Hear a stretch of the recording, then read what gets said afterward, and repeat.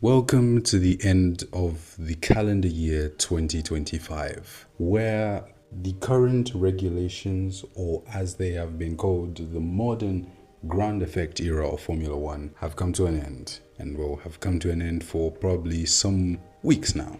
There's a serious question as to whether these ground effect regulations were the worst or one of the worst in the modern era of Formula One, because it's been a global complaint.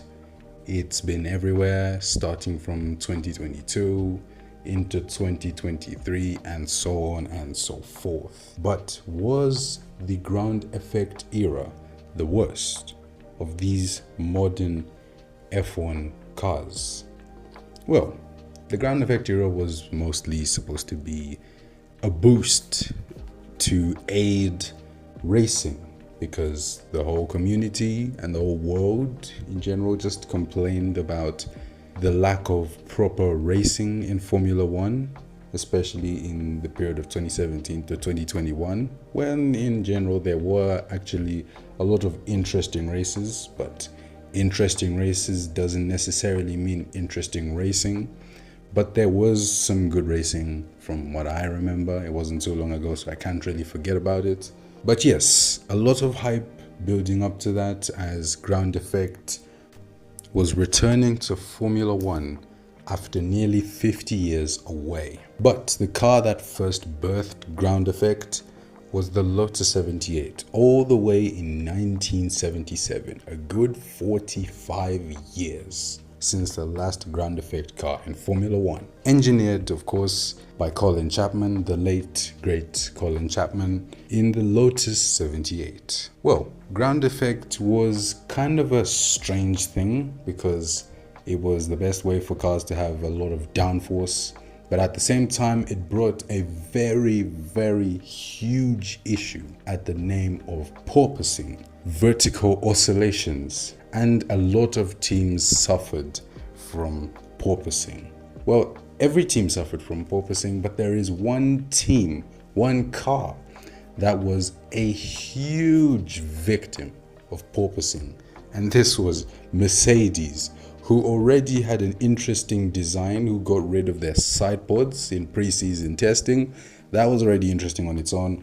And then you've got the porpoising, and a car that was really underperforming throughout that year, a car that only picked up one win and one pole position. It was a very strange Mercedes W13, and well, they suffered a lot with this car, with the porpoising, and it just made things really bad. I will always remember the Azerbaijan Grand Prix of 2022, Lewis Hamilton struggling with the porpoising all race long. I don't even know how he managed to keep that car in check, and he managed to finish in the points from what I remember. I think that was P6 or something. I may be wrong, but I remember he scored points that day.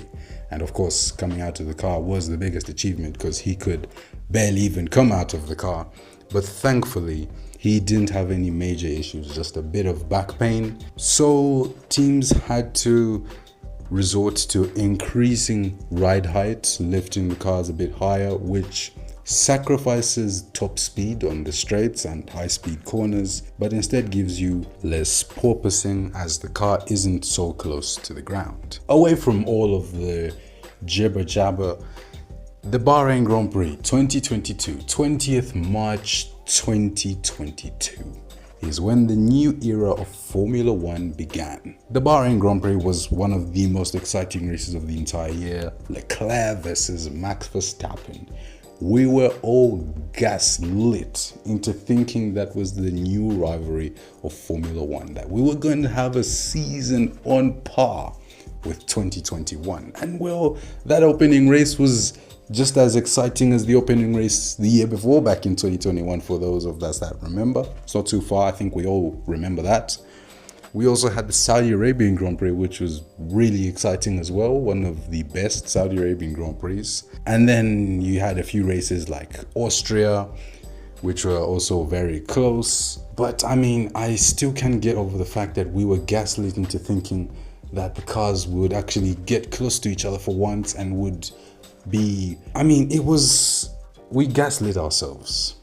That's just one thing we have to accept, and it's kind of a disappointment because we saw Ferrari with their constant reliability issues and Charles Leclerc's misfortune, sometimes his own doing by crashing in France, for example. And then you have Ferrari with their very Ferrari strategy in Monaco and then you've had Red Bull on the other hand, very dominant car, and scary enough, not the most dominant car they've ever had, despite all that it did throughout that season. You think it was.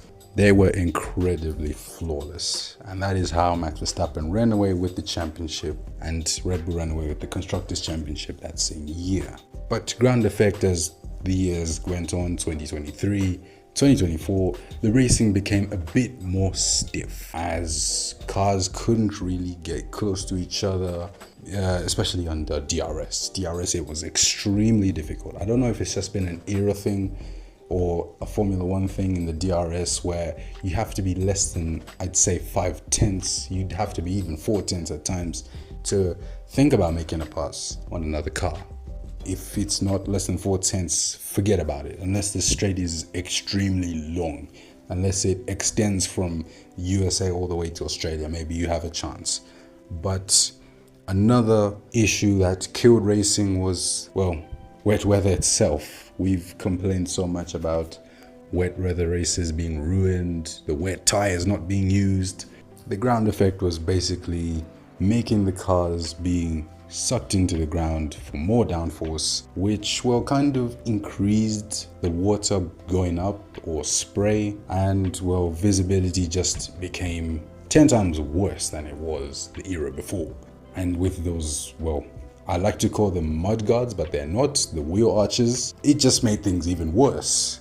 We had good wet races, but it's a 90% chance that the FIA would have to delay the race before we actually get some chance. And by the time the race starts, well, the rain is basically gone and the track is as good as dry, as we saw in Belgium this year. To say the ground effect cars are the worst is a stretch. To say they are the worst of the modern era is also a stretch, but not really a stretch. But I think the ground effect cars were not really the best. And of course, yes, there was mostly one team dominating. McLaren just in the last 2 years of the regulation managed to find their feet. Well, it's not like as though the ground effect cars were really bad. The ground effect cars were really strange, and for drivers, yes, they were just strange all in all. And especially in the wet weather, it was a different bowl of gravy. But let's just hope that 2026 will be even better, because ground effect hasn't really been a success, but it wasn't really a failure. It was more of a failure than it was a success. We didn't really have the close racing that we wanted and that we needed, but we had some of it from certain races. Mostly it could even be down to the tracks. Who knows? But thank you so much for watching. And if you did enjoy this video, please remember to hit the like button while you're at it. If you want more content related to Formula One and maybe even other motorsports, subscribe to the channel. Thank you for watching.